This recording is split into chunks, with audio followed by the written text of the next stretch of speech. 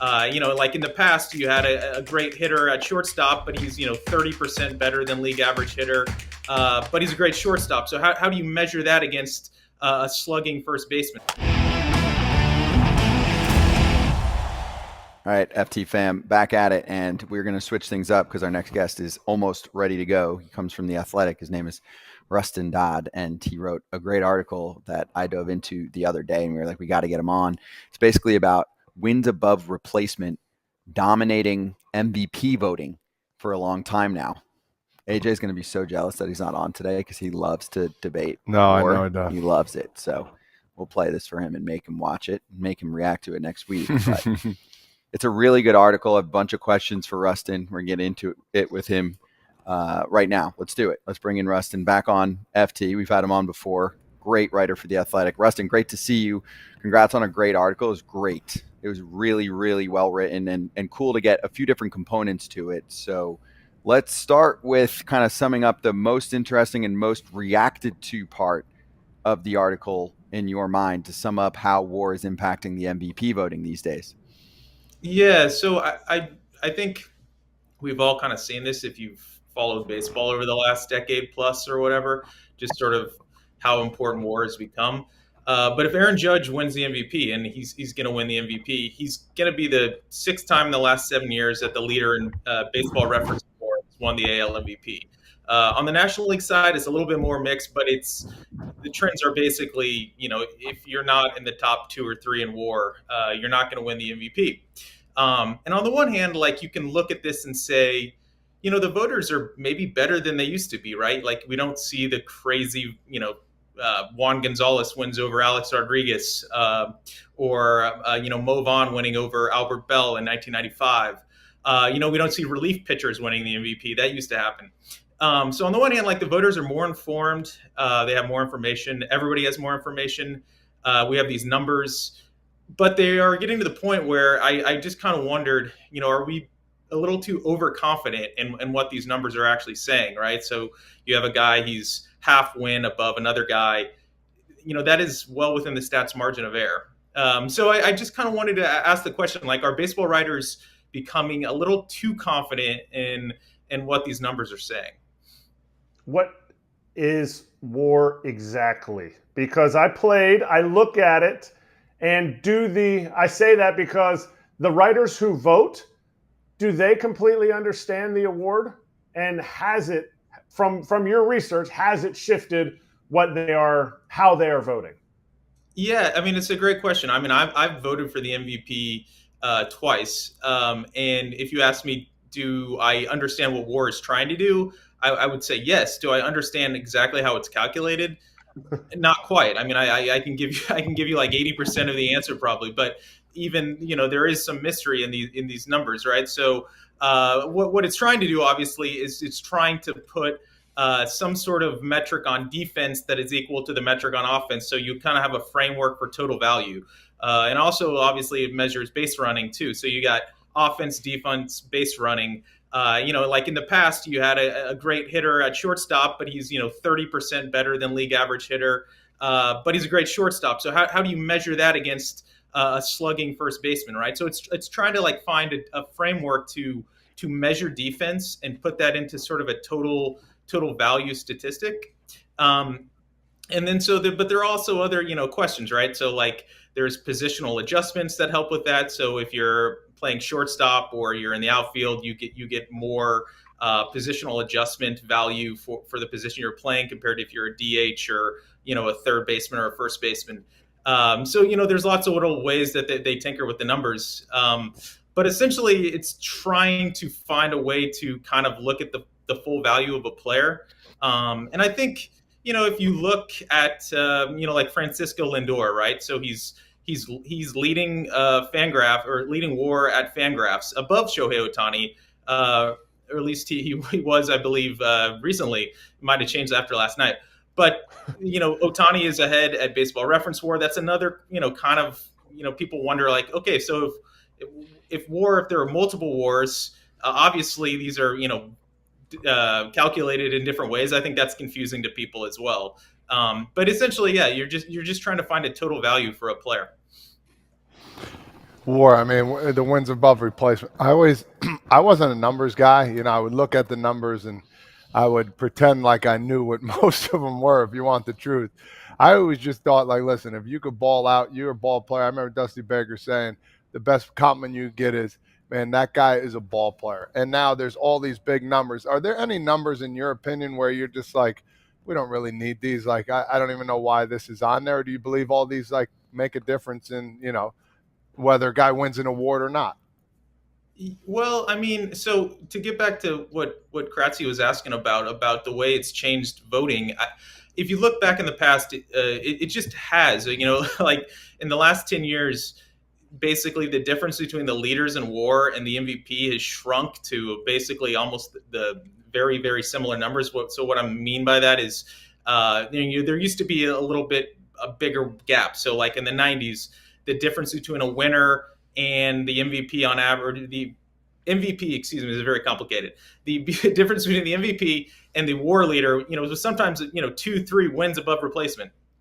Nowadays, it's almost shrunk to like zero.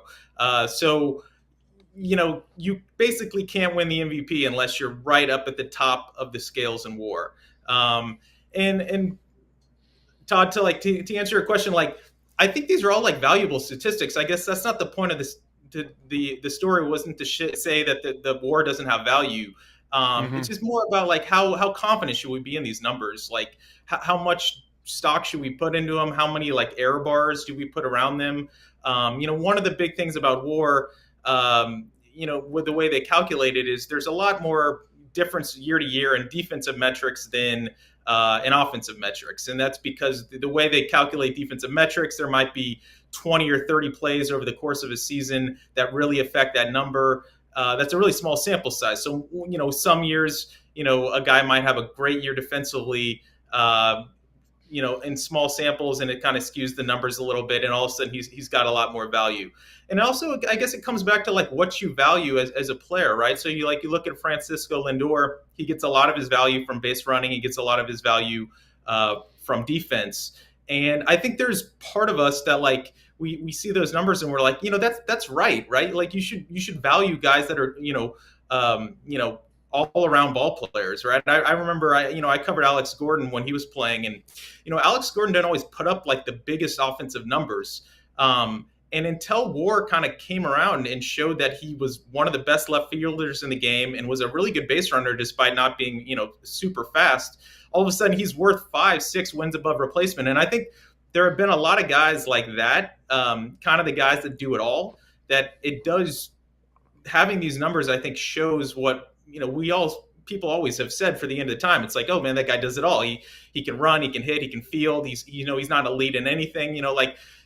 Somebody like Jose Ramirez, right? He's another great example where, great hitter, but not like an elite level hitter like an Ohtani or a Judge, but a great hitter, but also does everything. And every year you look up and he's in the top 10 in WAR, right? Because he's 5, 6, 7 wins above replacement. So I think from that level, like these stats show us what we've always known about baseball. I guess my question was just, is it at some point going to be the WAR award, right?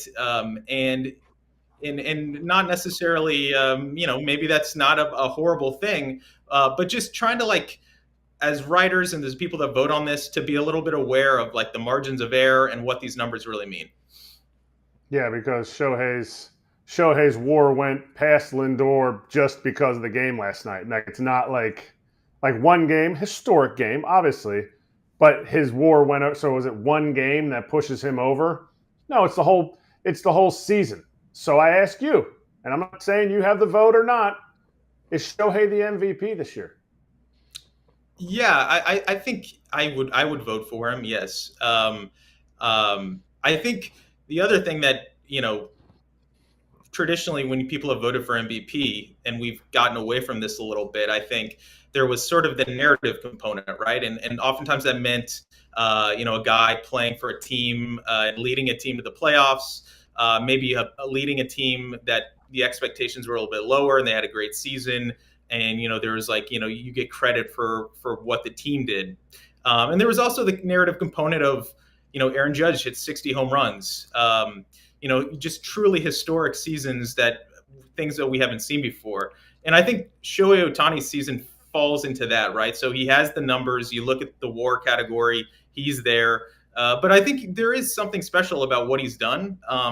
And you can ding him for the DH, but if you look at WAR, he's got the numbers that are comparable to a Lindor who's doing it all. And he's got the historic factor of having a type of season 50-50 that we haven't seen before. And to me, I think that puts him over the top. All right, now I'm kind of switching gears here, but we're talking team-wise. We're talking the Royals here a little bit. They're 2 games ahead in the wild card. You got Detroit and Minnesota neck and neck, and they're both tied. They got 8 or 9 games left. Excuse me. How do you see this thing playing out? Because you can easily, I'm not saying easily, you can see Kansas City being bounced out of this too. 2 games is not a lot. Yeah, I mean, I think it really comes down for the Royals. They have the pitching, right? But they've lost Vinny Pasquantino. They're trying to kind of patch it together with Tommy Pham, Robbie Grossman, and I think it's going to come down to how well they hit. They have obviously the 2-game cushion, and they have the tiebreaker over the Tigers, despite the fact that they were swept by them last week. So they're, I think, in pretty good shape there. But I think they need to go 5-4 down the stretch, and I think they should be safe. But they got the Giants, and they got the Nationals, and then the Braves. So they're kind of ending on a little NL kick. But I think they have enough to do it. But there's not a ton. Speaking of margin for error, there's not a lot of margin for error for them either. Listen, we got a problem. Half our viewers are not even subscribed. Hit the subscribe button. Do it. Snoring sucks. So does congestion from sinuses, allergies, or a cold. And you might not even realize how much it's affecting you.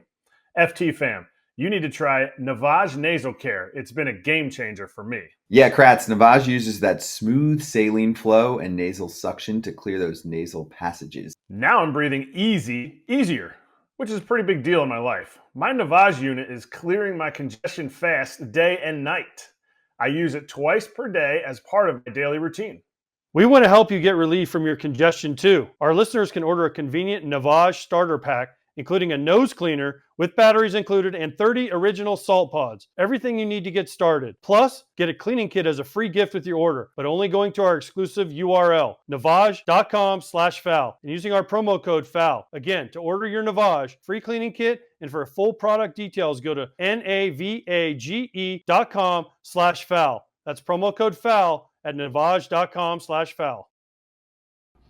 What do you think about the Bobby Witt, Aaron Judge discussion as we kind of tie that into wins above replacement? And the last thing I wanted to ask you about that ties into this as well is the difference in wins above replacement for Baseball Reference, which uses defensive runs saved. And I was going through their glossary, and they're like, defensive runs saved is the most sophisticated public system available. And then they go over the 8 factors, and I'm like, disagree. I actually think that outs above average tells the story better these days. When I consistently look at the leaderboards for both sides, first off, sometimes you see a drastic difference from a player on one list versus the other. I often, from the eye test, go, outs above average is getting this right over DRS. My opinion, not sure what yours is, but how that also factors into Bobby Witt's WAR currently being 10 to Judge's 10.2. Yeah, I mean, so I really think there's Aaron Judge is going to win the MVP. That's just good. What's going to happen? But I think there's a case for Bobby Witt, right? And I think if somebody did vote for Bobby Witt Jr. as the MVP, you look at the WARs, you look at the seasons both guys both have historic seasons. I mean, it takes a little bit of a qualification of really looking at the numbers, but Bobby Witt Jr. has had a season at shortstop that really you can look at in certain ways and say nobody's ever had a season like he's had this year. If you look at just like the home runs, the doubles, the stolen bases, the triples, like add it all up. But he's having that season in a year where another guy is having a historic season at similar to likely above average levels. And Bobby Witt gets a lot of his value from defense, and I think just the offensive value that Aaron Judge is the difference maker. But it's interesting that you brought up the Fangraphs does use outs above average, and that's seemingly giving Bobby Witt a little bit of a bump in Fangraphs compared to where he is in Baseball Reference, because he's almost a full win. I think it's like 0.7 WAR behind Judge right now. But again, that's like well within the margin of error. I think if a guy's with 0.5 to almost 1 win in a given season, especially at this time of year, like they're basically tiers, right?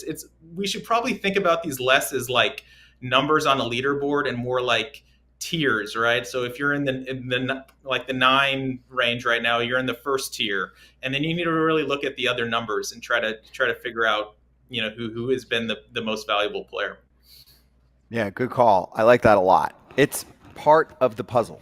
It's part of the equation, as most stats should be. This one weighs heavier, but it shouldn't be like you said earlier. A great quote. Like at some point, it's just a WAR award. Like, oh, who wins it? All right, cool. I think it's great to be able to help tell the story. Like, okay, this is what my eyes are seeing. These are what some of the stats are saying. This is another great stat that's a helpful tool that definitely values defense more too. So, Rustin, great article. Really enjoyed it, and I encourage everyone to read it because there's still layers here from 2012 and the debate back then with Miggy Cabrera and Mike Trout that I want people to just get into and make sure they sign up for The Athletic and read about it, and even more on the psychology of it. So thanks for joining us, dude. Thanks for jumping on, and good to see you.